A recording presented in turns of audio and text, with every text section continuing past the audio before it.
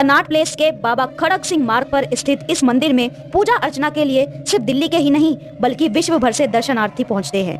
हर रोज मंदिर महाभारत काल में पांडवों ने इस शहर को यमुना नदी के किनारे बसाया था। मुगल शासन के दौरान आक्रमण किए जाने के बावजूद इस बाल स्वरूप वाले हनुमान जी और उनके मंदिर को कोई नुकसान नहीं पहुंच पाया। यहीं बैठकर उन्होंने हनुमान चालीसा की रचना की थी।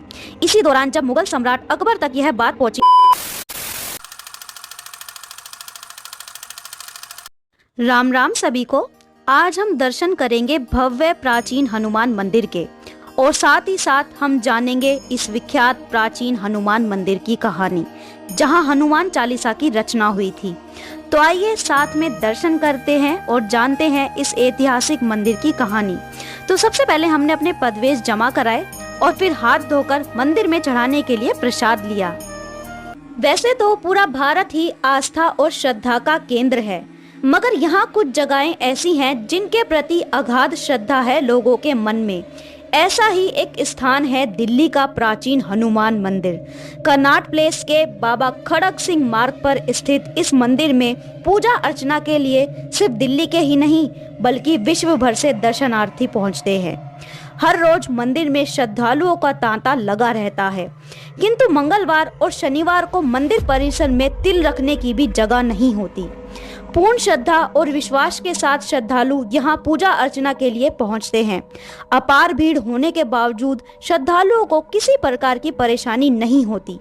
मंदिर कमेटी की अच्छी व्यवस्था के कारण चमत्कारी हनुमान मंदिर के दर्शन होते हैं और दर्शन मात्र से ही चित्त और असीम शांति मिलती है। बताया जाता है कि महाभारत काल में पांडवों ने दिल्ली में 5 मंदिरों की स्थापना की थी। उन्हीं 5 मंदिरों में से एक यह है प्राचीन हनुमान मंदिर। अन्य 4 मंदिरों में शामिल है दक्षिण दिल्ली का काली मंदिर कालका जी, कुतुब मीनार के निकट योग माया मंदिर, पुरानी किला के निकट भैरव मंदिर एवं निगम बोध घाट स्थित नीली छतरी महादेव मंदिर। दरअसल दिल्ली का प्राचीन नाम इंद्रप्रस्थ है। महाभारत काल में पांडवों ने इस शहर को यमुना नदी के किनारे बसाया था। तब पांडव इंद्रप्रस्थ पर और कौरव हस्तिनापुर पर राज करते थे।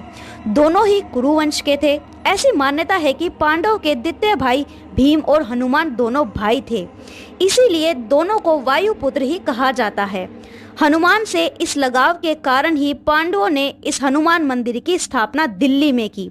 5 मंदिरों की काफी महत्ता है। कनॉट प्लेस चूंकि दिल्ली का दिल है और पूर्ण व्यावसायिक क्षेत्र है, देश के कोने कोने से लोग यहाँ मार्केटिंग करने के लिए भी पहुँचते हैं, इसलिए भी हनुमान मंदिर तक पहुँचना काफी सरल है। यहाँ का बच्चा बच्चा इस मंदिर के बारे में बता सकता है। न हनुमान जी की शरण में जो कोई भी श्रद्धालु सच्चे हृदय से आता है वह हर संकट से पार पहुँच जाता है। इनकी महिमा अपरंपार एवं मन को हरने वाली है। स्मरण मात्र से ही ये भक्तों पर दया करते हैं। इनका अनुपम प्रभाव लोक विख्यात है। इस हनुमान मंदिर का वर्तमान स्वरूप सन 1924 में उस वक्त श्रद्धालुओं के सामने आया जब तत्कालीन जयपुर रियासत के महाराजा जय सिंह ने इसका जीर्णोद्धार कराया। इसके बाद तो दुनिया भर में इसकी लोकप्रियता फैलती ही गई और बजरंगबली ने सब पर अपनी कृपा बरसानी शुरू कर दी। मंदिर के महंत ने बताया कि यहाँ हनुमान जी के बाल रूप के दिव्य दर्शन किए जा सकते हैं। उन्होंने बताया कि महाराजा जय सिंह द्वारा जीर्णोद्धार कराए जाने से पूर्व इस मंदिर पर आतताइयों और विरोधियों द्वारा कई बार हमले भी किए गए, लेकिन यह बात भी अपने आप में काफी चमत्कारी है कि मुगल शासन के दौरान आक्रमण किए जाने के बावजूद इस बाल स्वरूप वाले हनुमान जी और उनके मंदिर को कोई नुकसान नहीं पहुंच पाया। यहाँ 33 पीढ़ियां लगातार हनुमान जी के मंदिर की देखभाल और बजरंगबली की सेवा करती आ रही हैं। उन सभी पर हनुमान जी की विशेष कृपा रही। मोदक और लड्डू चढ़ाने वाले भक्तों पर कनॉट प्लेस के बजरंगबली विशेष प्रसन्न होते हैं। उनके सभी मनोकामनाओं को पूर्ण कर सुख और समृद्धि देते हैं।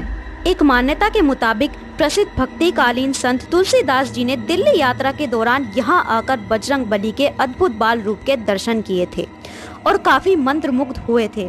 बताया जाता है कि यहीं बैठकर उन्होंने हनुमान चालीसा की रचना की थी। इसी दौरान जब मुगल सम्राट अकबर तक यह बात पहुंची तो उन्होंने तुलसीदास जी को दरबार में आने का आदेश भेजा। आदेश पाकर तुलसीदास यहाँ पहुंचे। तब मुगल सम्राट ने उनसे कई चमत्कार दिखाने का आग्रह किया। मुगल शासक की मांग बेहद कठिन थी, मगर बताया जाता है कि संत तुलसीदास जी ने उन्हें पूर्ण संतुष्ट किया। इसके बाद ही सम्राट ने कनॉट प्लेस स्थित हनुमान मंदिर के शिखर पर इस्लामी चंद्रमा एवं किरीट कलश समर्पित किया। इसके उपरांत मुस्लिम आक्रमणकारियों ने कभी भी इस मंदिर पर कोई हमला नहीं किया, क्योंकि मंदिर के शिखर पर इस्लामी चंद्रमा स्थापित था। बताया जाता है कि मुगल सम्राट अकबर भी इस बजरंगबली के मुरीद हो गए थे। यह मंदिर सर्वधर्म समभाव का भी संदेश देता है, क्योंकि यहाँ हर धर्म के श्रद्धालु पहुँचते हैं। मंदिर के पास ही गुरुद्वारा बंगला साहिब स्थित है, तो दूसरी तरफ मस्जिद और चर्च भी है। मंदिर के एक पुजारी ने बताया कि सोमवार, बुधवार और शुक्रवार को यहाँ चोला चढ़ाने की भी विशेष परंपरा है। चोला चढ़ाने में श्रद्धालु घी, सिंदूर, चांदी का वर्क और इत्र की शीशी का प्रयोग करते हैं। इस मंदिर की एक खास विशेषता यह भी है कि यहाँ हनुमान जी लगभग 90 साल बाद अपना चोला छोड़कर प्राचीन स्वरूप में आ जाते हैं। सबसे बड़ी विशेषता तो यह है कि यहाँ 24 घंटे अटूट मंत्र जाप होता है। यह सिलसिला 1 अगस्त 1964 से अनवरत चलता आ रहा है। यह जाप श्री राम जय जय राम का होता है। बताया जाता है कि यह विश्व का सबसे लंबा जाप है। यही वजह है कि यह Guinness book of world record में भी दर्ज है। इस हनुमान मंदिर के पास ही एक विख्यात शनि मंदिर भी है। यह भी काफी प्राचीन मंदिर है। यह शनि मंदिर एक दक्षिण भारतीय व्यक्ति द्वारा बनवाया गया था। इस मंदिर में भी श्रद्धालु दूर दूर से पहुंचते हैं। हनुमान मंदिर के लिए साल में 4 तिथियां काफी महत्वपूर्ण होती हैं: दिवाली, हनुमान जयंती, जन्माष्टमी एवं शिवरात्रि। इन तिथियों को मंदिर दुल्हन की तरह सजाया जाता है और हनुमान जी का विशेष श्रृंगार किया जाता है। इस मंदिर के भक्त अमेरिका के राष्ट्रपति बराक ओबामा भी हैं। भारत दौरे के दौरान उन्होंने बजरंगबली के दर्शन किए थे। कुल मिलाकर यह मंदिर काफी चमत्कारी है और श्रद्धालुओं की हर मनोकामना पूर्ण करने वाला है। यही वजह है कि मंदिर के पट 24 घंटे खुले रहते हैं और श्रद्धालु आते रहते हैं। जय श्री राम। और यहाँ पर हमारे प्राचीन हनुमान मंदिर की कहानी होती है समाप्त। मंदिरों में भगवानों के दर्शन करने के पश्चात हमने अपने पदवेश लिए और पहनकर हाथ धोए। इसके बाद हम पहुँचे राम कचौड़ी की तरफ, जिसके बारे में हमने बहुत ज़्यादा सुना था।